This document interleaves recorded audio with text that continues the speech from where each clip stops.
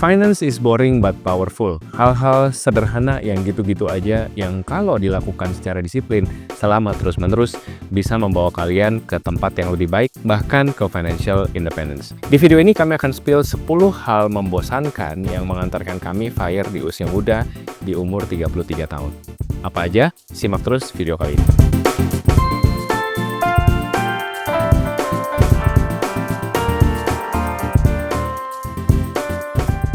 Hai guys, welcome back to podcast Samuel dan Claudia. Gue Samuel dan ini istri gue Claudia. Kami pasangan suami istri kantoran, teman sharing kamu seputar karir, keuangan, dan adulting.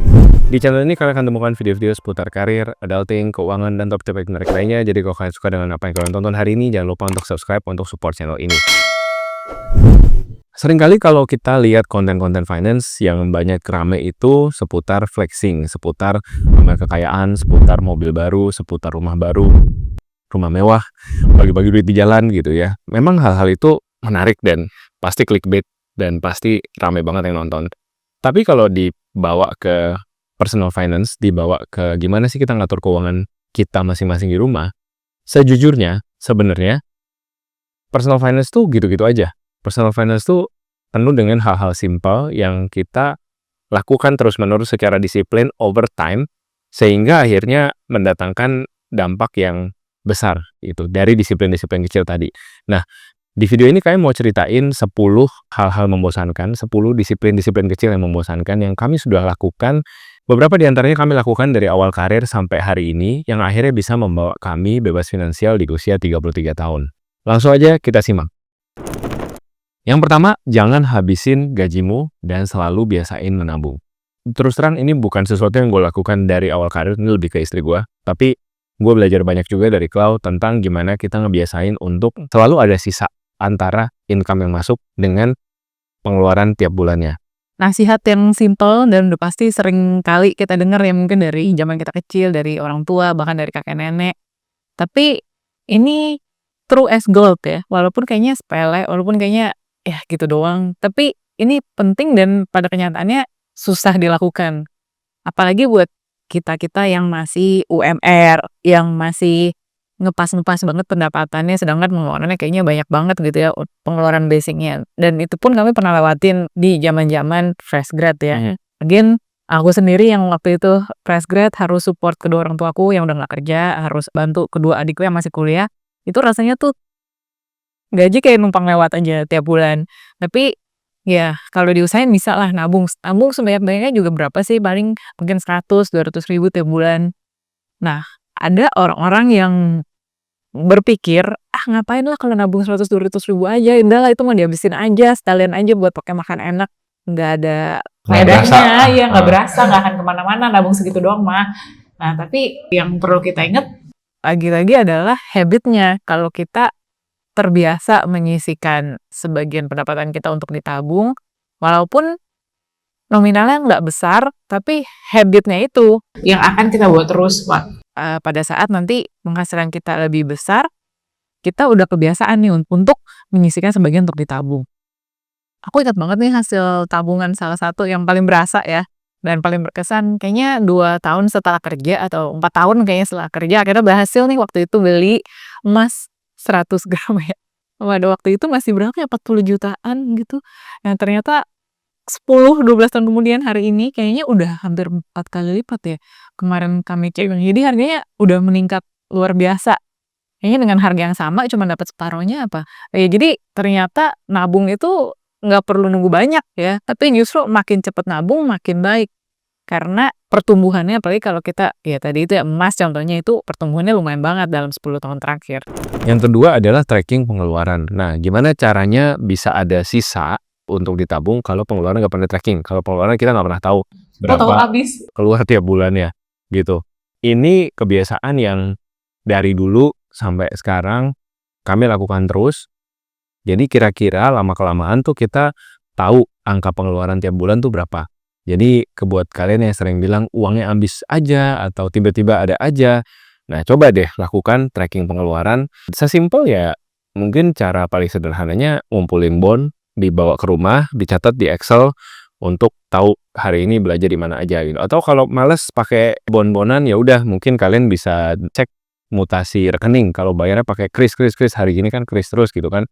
Nanti mutasi rekeningnya kan kelihatan tuh hari ini belanja apa aja. Karena hal-hal yang kecil gitu, kita rasa, oh makan 50.000, 100.000, kecil.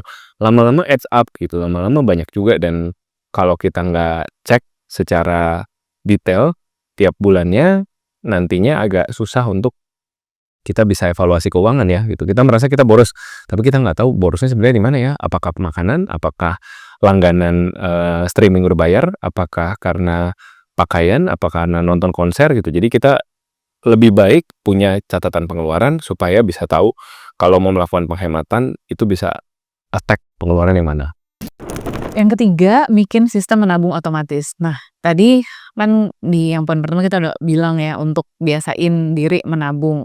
Nah, ini mungkin buat teman-teman yang masih susah untuk punya self control nabung, ada baiknya menggunakan fitur-fitur otomatis menabung ya. Kayaknya sekarang juga udah banyak bank-bank yang melakukan Auto debit langsung. Auto debit bukannya buat bayar ini ya, buat bayar tagihan, tapi auto debit maksudnya untuk langsung belikan reksadana. belikan reksadana, ya untuk langsung diinvest. Jadi langsung kekunci uangnya, bukan jadi uang cash liquid lagi yang bisa menambah cobaan untuk kita belanja, tapi langsung dikunci untuk diinvest. Karena dengan kita bikin segala sesuatu jadi otomatis, itu juga menghilangkan kesempatan kita untuk berpikir gitu, ada uang segini nih, kalau nggak gue tabung, gue bisa nih beli ini, beli itu. Udah, daripada ada godaan itu, dan mendingan dibikin otomatis aja gitu. Sekali uang masuk, 1-2 jam ada di rekening, langsung ada yang ngambil auto debit gitu. Jadi kalian nggak perlu mikir lagi tiap bulan uangnya mau ditaruh di mana. Otomatis itu lebih baik, lebih mudah, dan meminimalisir kita proses berpikir sehingga investasi itu bisa tetap terjadi regardless mood kalian lagi kayak gimana, lagi bagus atau lagi jelek di hari uang itu masuk. Gitu. Ya, Lagi jelek moodnya gitu kan. Belanja gitu. Belanja aja deh daripada gue investasiin, ya itu jangan juga. Yang keempat, jangan pegang cash banyak-banyak. Nah, ini juga masih berhubungan ya dengan poin nomor 3 tadi. Kenapa pegang cash banyak-banyak itu bahaya? Ya karena jadi gampang buat kita belanja hal-hal yang mungkin kita nggak perlu. Lebih memudahkan kita untuk belanja-belanja yang impulsif tadi. Kalau misalkan semua uangnya sudah langsung disimpan, misalkan langsung dibeli emas, atau langsung dibeli reksadana, atau langsung didepositoin, kan langsung kekunci ya. Terus pas kita mau belanja, kan mau bayar juga susah nih, nggak ada uang liquidnya.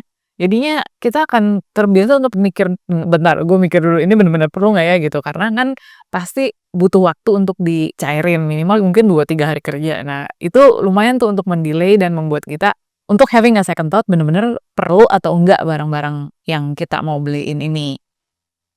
Dan kalau misalkan langsung disimpan di investasi juga bagus ya, karena kan uangnya jadi kerja, langsung bisa ada berbunga, langsung ada marginnya daripada cuman simpan sekedar dalam bentuk tunai aja. Betul.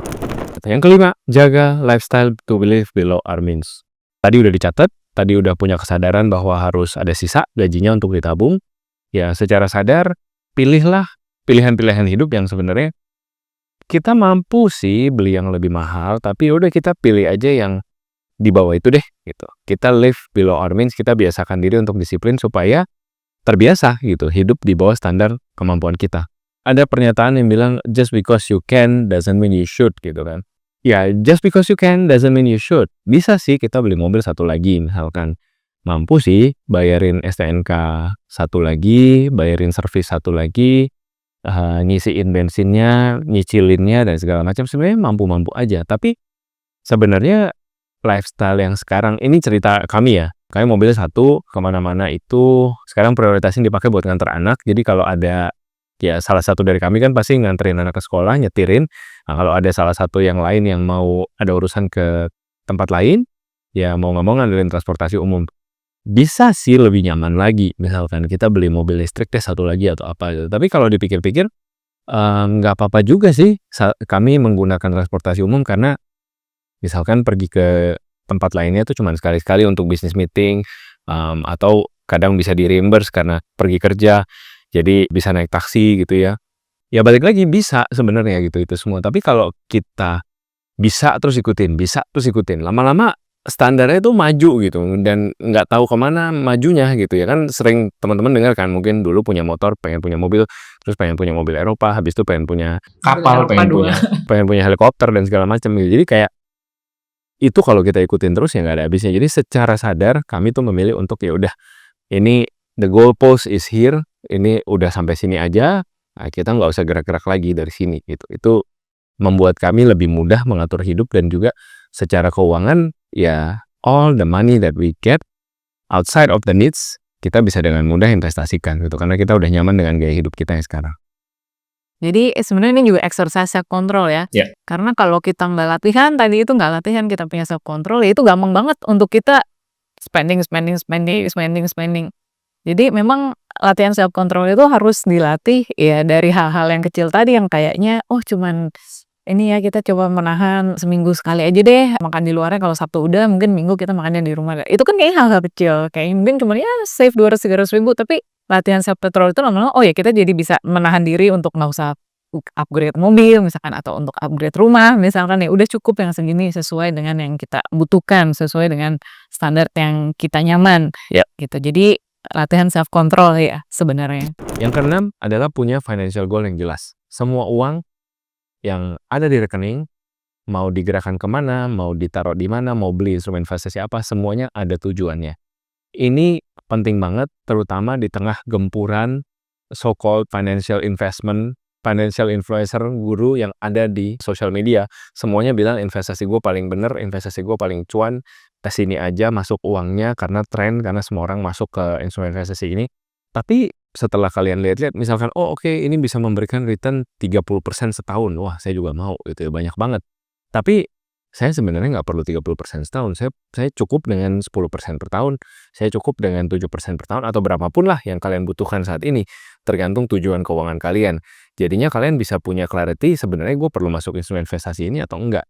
Jadinya gue bisa punya clarity uang gue bisa taruh di mana untuk bekerja sesuai dengan tujuan gue gitu. Karena gampang banget untuk kejebak FOMO, gampang banget untuk ikut-ikutan apa kata orang semata-mata karena kelihatannya orang ini lebih sukses, lebih bagus mobilnya, lebih pintar ngomongnya di kamera dan lain sebagainya. Padahal ya kalian membayarnya dengan real money gitu, uang yang benar-benar kalian udah cari dengan susah payah dari kerja keras banting tulang bagi kuda itu gitu. Jadi ya balik lagi punyai financial goal yang jelas, ketahui kalian perlu uangnya berapa untuk hidup, berapa untuk ditabung, dan juga tujuan-tujuan keuangan yang jauh gitu ya. Misalkan anak mau sekolah kapan, berapa tahun lagi dari sekarang, itu juga harus kita hitung dan kita persiapkan dengan waras.